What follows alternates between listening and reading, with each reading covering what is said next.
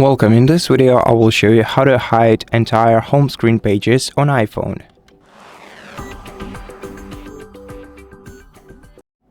To hide an entire home screen page, you're gonna have to hold your finger down on an empty space of the page, then tap on the dots row at the bottom of your iPhone screen. This way you will open this pages view.